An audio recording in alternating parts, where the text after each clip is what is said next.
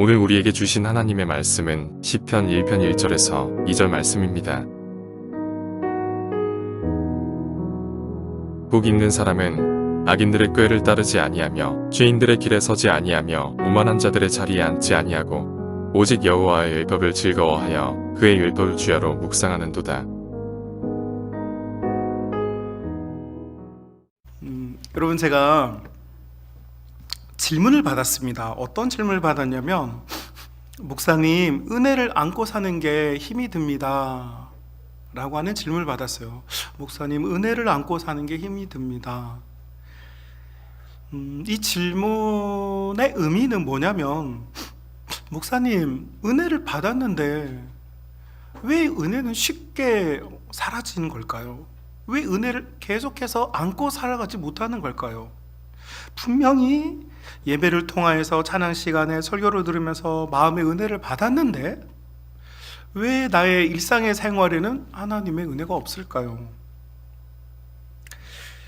이 질문을 받았는데 제가 이 질문에 답을 해야 될 것 같아서 오늘 함께 묵상하던 중에 이 말씀을 여러분과 함께 나누려고요. 이례적인 은혜에 중독된 성도들이 한 번쯤은 생각해 봤을 법한 주제인 것 같아요. 왜 우리의 은혜가 하루를 넘기지 못하고 지속되지 않는 것일까? 분명 주님을 사랑하고 교회를 사랑하고 십자가를 사랑하는데 왜 내 마음의 은혜는 자꾸 고갈되는 것일까? 그럼 이 주제에 대해서 그 해답이 오늘 본문에 있다고 저는 생각하였고 여러분과 이 본문을 나누려고 합니다. 여러분, 이 본문은 우리에게 아주 익숙한 본문이고 자주 설교에 인용되는 본문이기도 합니다. 자, 복이 있는 사람은 이라고 시작되는 이 시편 1편은 우리에게는 익숙한 다윗이라고 하는 분이 지은 노래 가사입니다.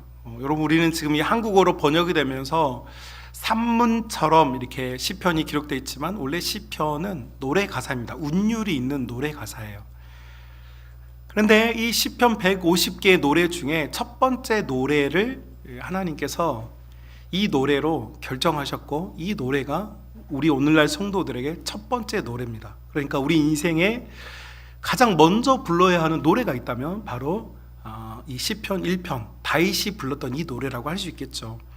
그리고 이 노래의 시작은 놀랍게도 복이라고 하는 단어로 시작을 합니다. 복, 우리에게 아주 익숙하면서도 우리가 원하는 단어입니다.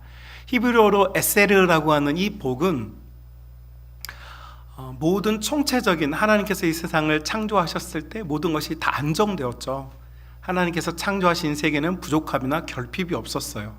이것을 샬롬이라고 말해요. 히브리 말로 안녕하세요 라고 하는 인사가 샬롬인데 이 샬롬이라는 말 안에 뭐가 있냐? 바로 복이라는 것이 완전히 100% 두 개가 똑같이 매칭되어 있어요. 그래서 샬롬이 복이고 복이 샬롬이에요. 하나님께서 이 세상을 만드셨을 때는 일의 결핍도 없었어요. 모든 것이 안정되어 있었죠. 이게 샬롬이고 이게 복이에요.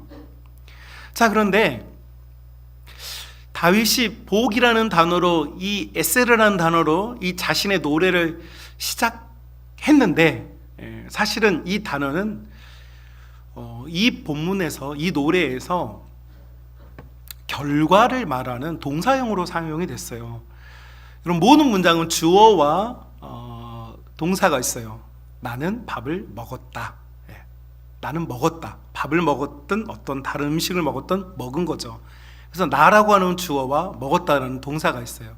오늘 본문에서도 주어와 동사가 있는데 우리가 생각하기에 복이 주어인 것 같아요. 복이 있으면 뭔가 될 것 같은데 사실 히브리어 원문의 단어의 배열은 복이 여러분 동사가 아니고 복이 주어가 아니고 동사 구문에 해당이 돼요. 그러니까 주어 구문이 따로 있다는 얘기예요. 그럼 뭐가 주어일까? 한국어로 번역된 이 한국어 성경을 뒤에서부터 읽으면 그 답을 쉽게 찾을 수 있어요. 1장 2절 1절과 2절은 사실은 한 문장입니다. 우리 성경 번역상 절이 나누어져 있지 사실은 한 문장이에요. 자, 이 한 문장의 주어 구문은 어디 있느냐? 1절, 2절을 볼까요? 1편 2절 말씀은 이렇게 되어 있죠. 뭐라고 말합니까? 여호와의 율법을 즐거워하며 그의 율법을 주야로 묵상하는도다, 이렇게 되어 있습니다. 자, 이 말을 제가 원어에 가깝게 여러분과 함께 쉽게 좀 번역을 해보면 이 말이 무슨 말이냐면, 복이 있는 사람은 묵상합니다, 요게 아니고, 진짜 원문의 뜻은 다윗이 평생토록 부른 노래, 이 노래의 주제가 뭐냐면 묵상하는 사람이 복이 있습니다, 이것이 이 다윗의 고백이에요. 자, 여러분, 복이 있는 사람이 묵상하는 게 아닙니다. 묵상하는 사람이 복이 있습니다.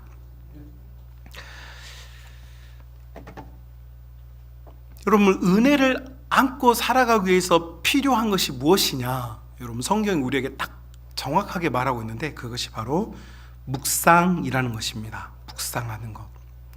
은혜를 안고 사는 것, 복을 안고 살기 위해서 우리의 삶과 인생, 우리의 신앙에 가장 필요한 게 뭐냐? 바로 묵상하는 것이다 라는 것이에요. 대다수의 성도들은 말씀을 느끼려고 합니다. 필링, 내 감정과 말씀 사이의 어떤 교감에 대해서 집중을 합니다. 내 감정을 건드려주고 내 의지를 확신시켜주고 내가 가지고 있던 어떤 괴로움이나 어려움에 대안이 될 법한 어떤 키워드, 어떤 주제들에 우리는 집중합니다. 그래서 어떤 현상이 일어나냐면, 하나님께서 나에게 무엇라고 말씀하시는 게 중요한 게 아니라 지금 우리의 신앙 태도는 뭐냐면, 내가 그 말씀에 어떤 부분이 지금 가슴에 와닿았느냐, 어떤 부분이 나에게 찔렸느냐, 어떤 부분이 나에게 어떤 화학적인 반응을 일으켰느냐, 여기에 우리가 지금 너무 집중하고 있는 것 같아요. 그러니까 말씀 그대로를 우리가 수용하는 게 아니라 말씀을 우리가 걸러버리는 거죠. 무엇에요? 내 감정, 내 생각으로 걸러내고 있어요. 그래서 우리는 말씀에 때로는 눈물을 흘리고 때로는 감동을 받고 때로는 내가 이러면 안 돼 라고 새로운 어떤 각성이 일어나지만, 문제는 뭐냐? 거기까지라는 거죠. 더 나아감이 없는, 진전이 없는, 은혜가 누려지지 않는, 분명히 은혜는 왔는데 그 은혜가 누려지지 않는 고통을 우리가 지금 받고 있는 것은 아닐까라는 생각이 들어요. 그래서 목사님, 은혜를 안고 사는 게 힘이 들어요 라고 하는 상담이 찾아오는 거죠. 그리고 이 정도 상담을 할 정도면 사실 굉장히 지금 은혜에 대한 갈급함이 있다는 거예요. 근데 문제는 이 갈급함을 해결할 방법이 없어요. 지금 막연한 거죠. 자, 그렇다면 우리는 어떻게 이 은혜를, 이 복을 누릴 수 있는가, 소유할 수 있는가? 성경은 우리에게 다른 말 하지 않고 딱 정확하게 이야기합니다. 묵상하라. 하나님의 말씀을 묵상하라. 여러분, 은혜를 유지하는 사람들의 특징이 뭐냐면 말씀을 자주 그리고 자꾸 묵상하는 것에 있습니다. 말씀을 자꾸 재탕 삼탕하는 사람들이 은혜를 누려요. 여러분, 말씀을 가지고 한 번 들은, 제가 여러분에게 20분에서 25분 설교를 하는데 여러분 그동안에 잠깐 졸기도 하고 딴 생각하기도 하고 어떤 예화를 들었는데 그것에 대해서 확산되는 생각이 뇌론이 막 움직여요. 그래가지고 사실 저와 여러분이 제가 이렇게 입을 열어서 설교하는 스피치하는 20분, 25분 동안과 여러분이 20분, 25분 동안 설교를 듣는 그 정확한 시간이 같느냐? 그렇지가 않아요. 어떤 사람은 분명히 똑같은 설교의 시간이 있는데 어떤 사람은 10분을 누린 사람이 있고 어떤 사람은 5분을 누린 사람이 있고 어떤 사람은 목사님이 여러분 사랑합시다, 사랑합니다, 더 사랑하겠습니다 인사하고 나서 곧바로 주님과 직접 교통하는 분이 계세요. 그런 분들은 여러분 저뿐만 아니라 지금 하나님의 말씀과 교감이 1도 일어나지 않는 거죠. 주님이 이걸 원하실까요? 주님이 어떤 성도는 너무 사랑해가지고 막 흔들어 깨워가지고 제발 이걸 넌 들어야만 해 이렇게 하고 막 엉망진창으로 살고 괴롭게 살고 죄와 좀 가까이 살았던 성도들은 너는 내 말을 들을 자격이 없으니까 넌 귀 닫고 자 이렇게 하는 걸까요? 우리는 그렇지 않다는 걸 다 알아요. 다 아는데 왜 우리는 이 은혜가 자꾸 소멸되는 것일까? 바로 우리가 주님의 이 말씀을, 소중하고 아름답고 귀한 이 말씀을 반복하지 않기 때문이죠. 묵상하면서 내가 듣고 또 듣는 것, 이것만큼 우리가 주님이 주신 이 은혜를 누리게 하는데 필요한 다른 요소가 없어요. 사실은 묵상하는 데 있어요. 제가 여러분에게 몇 차례 제가 고백한 적이 있어요. 저는요, 여러분 이런 생각하면 안 해보십니까? 제가 여러분과 함께 나누는 20분의 설교를 해서 저는 일주일 동안 씨름을 해요. 일주일 동안 어떤 말씀을 어떻게 전할까, 어떤 맥락으로 전할까, 어떤 논리를 세울까, 어떤 스트럭처 구조를 만들어서 이분들이 이 말씀이 어렵지 않게, 그러면 쉬운데도 아주 탄탄한 말씀을 먹을 수 있을까 고민하고 씨름해요. 그러다 보니 이 본문을 수십 번, 때로는 수백 번씩 읽고 또 이것을 좋은 음식으로 만들어내기 위해서 엄청난 에너지를 쏟아부어요. 자, 그러니까 여러분, 저는 여러분에게 스피치하는 시간은 사실 20분밖에 안 되지만 저는 이 말씀을 일주일 동안 내내 먹고 또 먹고 또 먹고 또 먹은 거죠. 그리고 더 놀랍게도 여러분, 저는 설교를 마치고 나면 주중에 교육관 2층에서 이렇게 밤에 운동하면서 저의 설교를 틀어놓고 들어요. 최하 한 번, 많을 때는 매일 들어요. 그리고 그 설교를 들으면서 때로는 울어요. 때로는 감동을 받고 때로는 희망을 얻어요. 여러분, 만약 인간 이춘열이 여러분에게 지금 뭔가를 설명하고 있다면 전 진짜 나쁜 사람이에요. 왜냐하면 전 여러분보다 뛰어나거나 탁월하거나 착하거나 멋지거나 혹은 여러분 공부를 더 잘하거나 여러분보다 더 많은 걸 가지지 못했어요. 제가 뭐가 잘나서 여러분한테 이런 스피치를 하고 있겠어요? 또 이와 동시에 여러분도 정말 미련한 사람이에요. 아니, 배울 게 없는 사람한테 뭘 배우겠다고 여러분 모여 있어요. 그렇잖아요. 그러니까 이 시간은 완전히 헛시간이 되는 거예요. 여러분, 그런데 우리는 지금 인간 이춘열이가 하는 말을 들으려고 모인 게 아니고 하나님께서 나를 사랑하셔서 나를 위해서 지금 그분께서 육신 이춘열을 통하여서 나를 살리려고 말씀을 하신다고 우리가 믿기 때문에 여기에 있는 줄로 믿습니다. 저도 그런 마음으로 말씀을 준비하고 말씀을 전하려고 해요. 내 모습이 아니라 나를 쓰시는 주님의 모습이 드러나도록 나를 자꾸 없애고 나를 찢어버리고 나를 사라지게 하는 것이 내 목표죠. 우리 목사님이 설교를 잘해, 우리 목사님은 말을 잘해가 아니에요. 그런 레스펜스를 원하는 게 아니고 여러분이 들은 이 말씀이 나를 살렸어, 나를 일으켜, 나를 변화시켜, 나를 새롭게, 나를 참 가치 있는 그리스도인으로 만드셨어라고 하는 그 소리를, 그 응답을, 그 고백을 우리 주님께서 지금 기다리고 계시다는 것을 우리가 붙잡아야 될 줄로 믿습니다. 그렇다면 여러분이 이것을 정말로 그렇게 받아들인다면, 인간 이춘열이가 하는 말을 여러분이 지금 들어보려고 앉아있는 시간이 아니라면 우리가 진짜 해야 될 게 뭐냐? 다윗이 평생 동안 고백했던 이것, 주님의 말씀을 묵상하는 것입니다. 여러분, 제가 저렇게 주중에 제가 했던 설교를 듣고 저 자신이 그렇게 그 말씀 앞에 복종하려고 하는 것은 그냥 제가 기분이 좋아서 혹은 제가 말을 잘해서 혹은 제가 번뜩이는 아이디어가 있어서 성경의 몇몇 구조를 찾아내서 여러분에게 소개하는 그런 내비게이터의 모습이 아니라 말씀이 육신이 되셨고 육신이 되신 예수님과 우리가 지금 결합되어 지금 살고 있는데 그 성령의 역사를 함께 경험하고 살고 있는데, 여러분 그 성령님의 역사를 우리가 끌어안고 사는 것은 그분의 말씀을 계속해서 먹고 또 먹고 고민하고 씨름하고 끌어안는 것.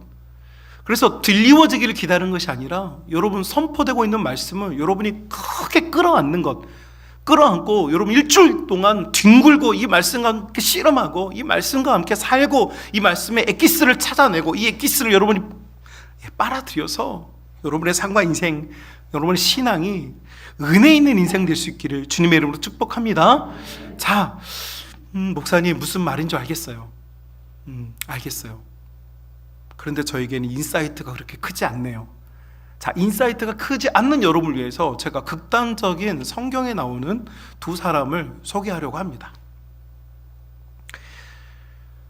사무엘상 10장과 19장에 보면 한 사람이 나옵니다. 사울이라고 하는 사람이에요. 사무엘상 10장에 보면 사울이라는 사람이 왕으로 기름 부음 받기 전에 하나님의 영이 그에게 임합니다. 그에게 임해요.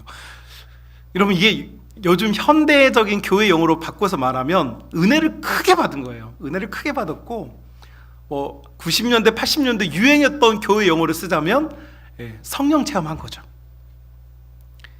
그가 왕으로 기름을 붓기 전부터 이미 하나님은 그에게 큰 은혜를 주었어요. 그리고 19장에 가면 사울이 하나님의 제사장 사무엘과 만나고 사무엘과 함께 뭐 하느냐? 하나님의 영이 그때 또 임해요. 그래서 큰 은혜를 누리고 그곳에서 요즘 말로 하면 예언도 하고 방언도 하고 사람들에게 하나님의 메시지의 힘과 그 능력에 대해서 막 가르치기도 했어요. 그러니까 사울 인생에, 여러분, 사울 인생의 사울은요 엄청나게 영적인 이 혁명을 2번이나 겪은 사람이에요. 2번이나 이런 은혜를 받았어요. 엄청나게 큰 은혜를 받았어요. 그런데 사울이 받은 은혜는 소멸돼 버리는 은혜였어요. 하나님께서 사울에게 주는 은혜는 따로 은혜 중에 좀 덜 떨어진 은혜, 좀 부족한 은혜, 조금 지속성이 없는 은혜를 주신 걸까요?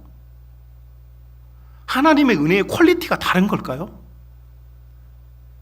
그렇지 않겠죠. 하나님께서 성도를 가리십니까? 아니에요. 그렇다면 예수님께서 어떤 성도는 예수님의 피 한 바가지로 씻기고 어떤 성도는 예수님의 피 2방울로 씻기고 그래야겠죠. 그런데 그러지 않으셨어요. 예수님 그분의 모든 물과 피가 나를 위해서 사용됐어요. 자, 그러니까 하나님의 은혜는요 용량이나 퀄리티에 문제가 없어요. 동일한 은혜를 주셔요. 자, 그런데 사울의 은혜는 고갈되고 소멸되고 말았어요. 여러분, 사무엘상 9장 16절에 보면 사울이 은혜를 소멸할 사람이었느냐? 그렇지 않았어요. 9장 16절을 보니까 하나님께서 사울을 되게 예뻐하셨어요. 전 이스라엘 사람들 중에 사울이라고 할 이 사람을 뛰어넘는 사람이 없었어요. 순수하고 착하고 잘생기고. 그래서 선택하셨어요. 하나님께서는 사울이 실패할 거야, 나는 그에게 부족한 은혜를 줄 거야, 그렇게 하지 않으셨어요. 완전하고 완벽한 은혜를 주셨어요. 그래서 그에게 은혜도 주셨고 힘도 주셨고 권력도 주셨고 모든 걸 다 주었어요. 그러나 그의 은혜는 오래가지 못했어요. 이유가 뭘까? 이게 이제 우리가 찾으려고 하는 답이에요. 왜 우리는 은혜를 받는데 사울처럼 자꾸, 여러분도 사경회 때, 수련회 때, 어렸을 때 분명히 은혜 받고 여러분 이 예배당 바닥에서 무릎 꿇고 2손 들고 천부의 의지 없어서 주님 앞에 옵니다라고 분명히 다 울고 불고 회개하고 다 했는데 왜 나는 지금 사울을 욕할 수 없는 사람이 되었을까? 나는 왜 지금 내 마음은 사울과 다를 바가 없는 영적인 컨디션을 유지하고 있는 것일까? 자, 이에 반해서 여러분 사무엘상 16장에 보면 한 사람이 나옵니다. 이 사람 16장 3절 사무엘이 기름 뿔병을 가져다가 그의 형제 중에서 그에게 보더니 이날 이후로 다윗이 여호와의 영에 크게 감동되니라. 사무엘상 16장에 다윗이라는 사람이 나오고 하나님께서 사울에게 했던 것처럼 똑같이 다윗에게 똑같이 하나님의 영을 부어주세요. 똑같이 은혜를 경험해요. 사울은 2번이나, 그런데 다윗은 평생에 단 1번 이 은혜를 받았어요. 한 번 받은 이 사람, 이 단 한 번의 은혜를 통해 여러분 다윗이 뭐라고 고백합니까? 그의 평생의 선하심과 인자하심이 정녕 나를 따르고 있습니다.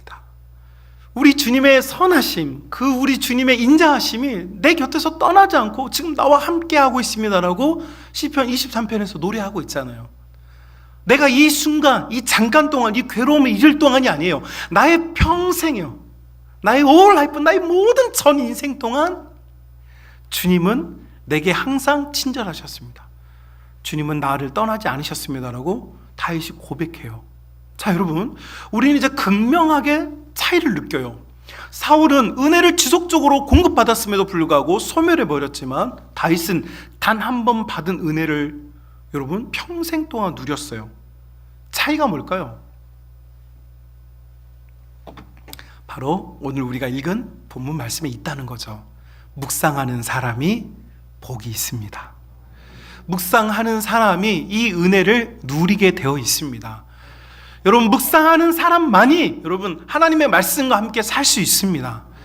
여러분, 오늘날 너무나 많은 메시지가 퍼지고 있죠. 너무나 많은 인스턴트적인 은혜들이 있어요. 오늘도 여러분도 분명히 이 설교 듣고 나 묵상해야 되겠다라고 분명히 결심했는데 저 예배당 문을 나가면서 목사님 안녕히 계세요 하면서 내 은혜도 안녕, 그 다음에 저 예배당 여러분 우리 지금 여러분 어디입니까? 마당 나가면서 성도들 안녕하면서 내 신앙의 결단도 안녕. 그리고 여러분 주차장에서 차 타고 떠나면서 주차장과 함께 사요나라, 나의 믿음이여 안녕, 나의 은혜여 안녕하고 가버리는 거죠.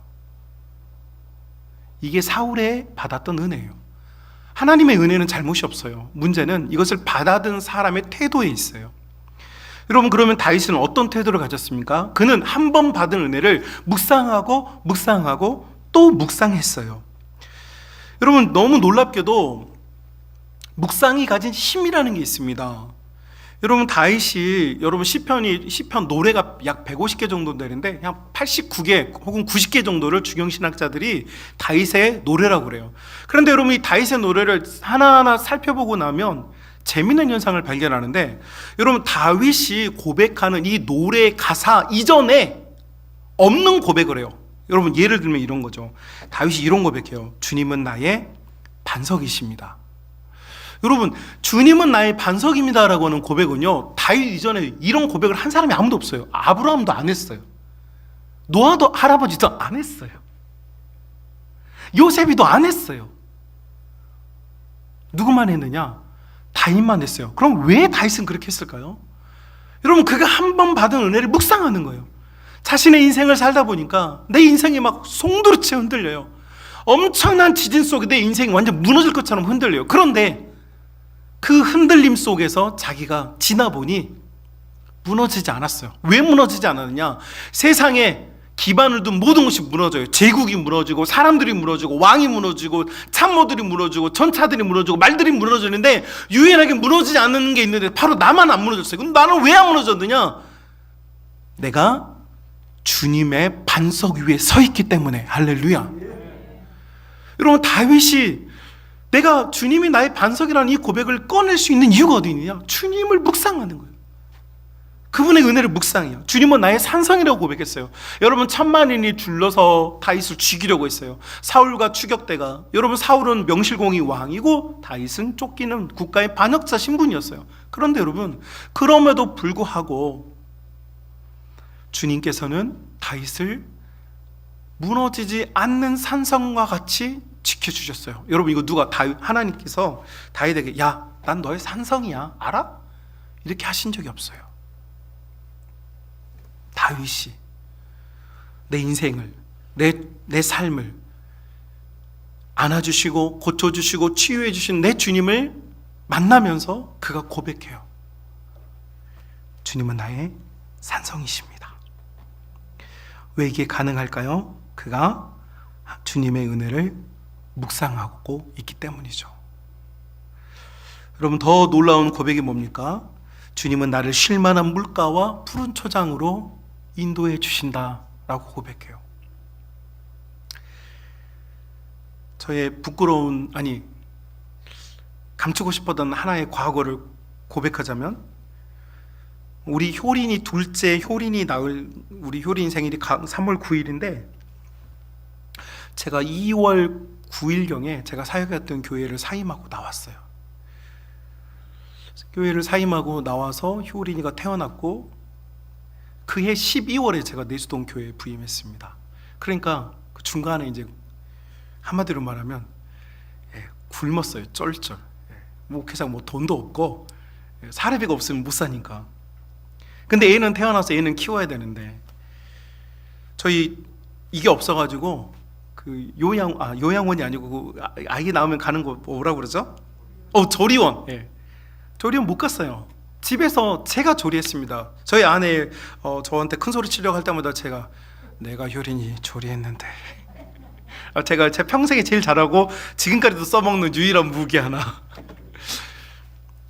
그런데 우리 효린이가 100일 될 때까지 낮과 밤이 바뀌어가지고 여러분 육아해보신 분들 알 거예요. 아이들 키우는 거 되게 힘들죠.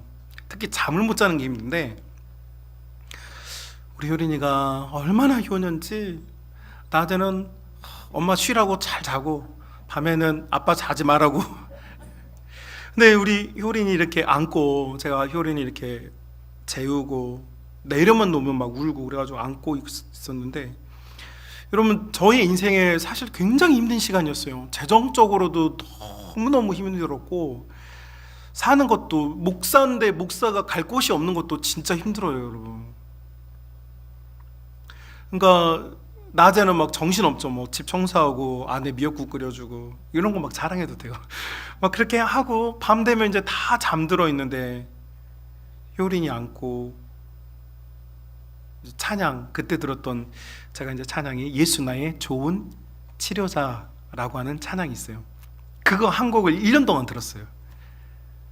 예수 나의 좋은 치료자. 여러분 제가 그 전 교회에 있으면서요, 제가 중환자실 담당 목사 아니었습니까?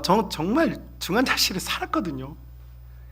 병든 분들, 아픈 분들, 깨지고 상하고 찢겨지고 막 수술한 분들, 그분들 위해서 중환자실에 살았어요. 그때는 그냥 어떻게 살았는지 모르겠어요. 그런데 정작 내 삶에 문제가 생기고 정작 내 삶이 너무 배고파지고 정작 내 삶에 아무런 도움이 없게 됐을 때 내가 누군가에게는 도움이 됐던 인생도 있지만 지금은 아무도 나를 도와줄 수 없는 인생이 되고 내가 혼자 외롭게 아이 둘을 키우는 설교하지 못하는 목사가 되었을 때 여러분 그때 주님께서 저를 찾아와 주셨고 제가 그때 드렸던 고백, 예수 나의 좋은 치료자. 예수님은 나의 치료자시다. 어떤 치료자시냐? 내 정서와 내 마음과 내 영혼과 내 삶과 우리 가정과 우리 교회를 유일하게 치료할 수 있는 분은 우리 주님이시다. 거기에 대한 확고한 믿음이 들었어요. 그리고 그 믿음에는 변함이 없어요. 지금도. 어제도 우리 교회에 어떤 아이가 아파가지고 제가 안수기도 해줬어요. 안수기도 하면서 저는 그냥 흩은 말로 그냥 뭐 목사니까 부모가 혹시 이걸 기대할까, 저는 그렇게 하지 않았어요. 잠깐이었지만 제 모든 전심의 힘을 다해서 주님께서 나의 좋은 치료자이셨고 지금까지 그렇게 하셨던 것처럼 이 아이도 치료해 주실 것을 믿습니다라고 하는 믿음을 가지고 그렇게 기도했어요. 여러분 주님의 은혜를 묵상하고 그것이 자기 것이 되는 사람만이 여러분 은혜를 놓치지 않아요. 은혜는 새로운 고백을 만들어내요. 은혜는 묵상을 통하여서 은혜는 재생산이 되고 은혜는 내 삶에 적용이 되고 은혜는 나의 기도 제목이 돼요. 그러나 이 시간 그냥 목사님 설교를 잠깐 듣고 떠나는 이런 신앙이 돼버리면 여러분 우리는 은혜가 없어요. 여러분은 정말 20분짜리 은혜를 누릴 뿐이죠. 그러나 오늘 받은 말씀, 오늘 나를 위해서 주신 이 말씀 끌어안고 여러분 한 주간 동안 여러분이 씨름하고 그 말씀 속에 산다면 여러분 은혜가 고갈되는 것이 아니라 은혜가 새로운 은혜를 불러일으키고 은혜가 은혜를 여러분 더욱 강하게 하고 은혜가 은혜를 여러분의 주님의 참된 자녀, 참된 제자로서의 삶을 살도록 여러분을 충만케 하실 것을 저는 믿습니다. 우리 성만 가족 여러분, 저는 여러분이 예수님을 믿는 분이라는 것을 정말 잘 압니다. 여러분 한 성도 한 사람 한 사람들이 얼마나 주님을 진실하게 믿고 강하게 믿고 있는지 저는 잘 압니다. 그러나 여러분, 믿는 것과 은혜를 누리는 것은 분명히 다릅니다. 여러분, 제가 이렇게 우리나라가 얼마나 좋은지 잘 모르시는 분들이 많은데, 우린 이 땅에 태어났고 하나님께서 그 많고 많은 사람들 중에 이 대한민국에 우리를 보내주셨어요. 한국말을 쓰면서, 한글을 쓰면서 사는 이곳에 보내주셨어요. 그리고 복음의 쇠퇴기 속에, 전 세계의 복음의 쇠퇴기 속에 유일하게 복음이 살아 역사하는 한국교회 여러분을 보내주셨어요. 저는요, 이게 진짜 여러분 인생의 최고의 복이라고 생각하는 사람이고, 저는 그런 성도들과 함께하는 목사에서 진짜 최고의 복을 누리고 있다고 저는 진짜 믿어요. 예. 자, 그래서 저는 여러분들이 그런 인생을 살고 있는 것이 여러분이 다 받아들이고 있어요. 그런데 문제는 뭐냐면 누리는 것이에요. 한국에 태어나서 한국에 살고 있는 것을 누려야 돼요. 아름다운 이 강산들과 아름다운 강들과 계절이 이렇게 4번이나 바뀌는 이 아름다움을 누려야 해요. 그냥 한국 사람으로 태어났으니까 한국 사람으로 죽는 건요, 믿음이에요. 그러나 은혜를 누리는 것은요, 여기에서 아름다운 걸 보는 거예요. 우리 김영은 집사님, 제가 진짜 좋아하는 집사님인데 연세가 80이 넘으셨지만 지금도 저랑 장난치는 걸 좋아하시는데, 제가 우리 김영은 집사님을 진짜 좋아하는 이유가 있어요. 우리 김영은 집사님은요, 계절이 바뀔 때마다 그 계절에 알맞는 음식을 먹어야 된다고 주장하는 분이에요. 이게 뭔지 아세요? 이게 뭐냐면 인생의 즐거움을 아는 거예요. 아니, 꽃게가 나오는 철에는 꽃게를 좀 먹어줘야 되는 거 아닙니까? 왜 이렇게 다들, 여러분, 사과가 나온 계절에는 사과를 좀 먹어줘야 되는 거 아닙니까? 그런데 정말 꼭 죽을 것처럼 일하면서 죽어가는, 여러분, 이건요,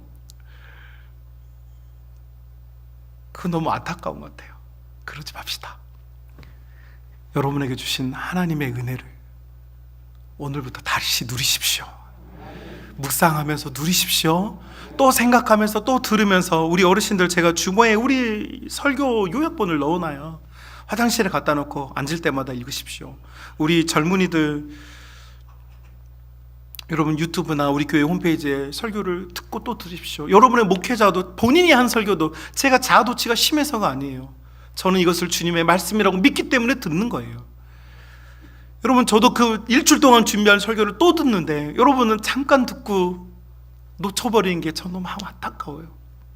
우리 젊은이들이요, 여러분이 TV 보고 잠깐 동안 이렇게 핸드폰 만지작거리는 그 시간은 정말 아까운 시간이에요. 죽어버리는 시간이에요. 그 시간에 말씀을 듣고, 여러분의 목회자의 설교를 듣고, 또 여러분 또 좋으신 목회자님들의 설교가 많이 있어요.